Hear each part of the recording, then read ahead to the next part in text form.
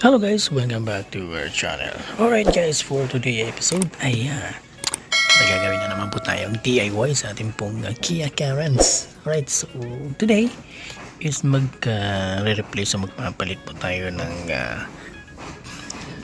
switch dito sa ating pong driver side. So ito po ang ating switches. So ito yan, hindi na po lahat gumagana ito.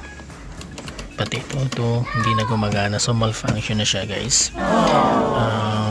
Possibly ang nangyari dito is nababasa ng ulan, so nagkaroon siya nag-short circuit dun sa ilalim sa kanyang motherboard. So upon checking, kasi na-check na natin to last time, yung kanyang motherboard ay nasunog. Yun yung pinaka possibility na nangyari dito, nabasa siya ng ulan. So yan, so dapat i-avoid yung mabasa to ng ulan para hindi masira yung main switch ng inyong door. So ito yung replacement guys, ayan.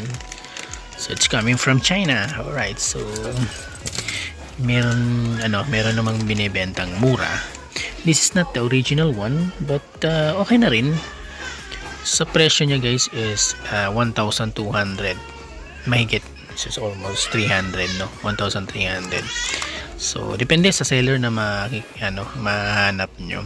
So this one is a replacement, so not really the original one, kasi ito yung original. So yan, makikita natin yung quality ng original at saka ng replacement, but it's good enough to replace the malfunction na switch. So yan guys, so simulan natin sa pag-i-install.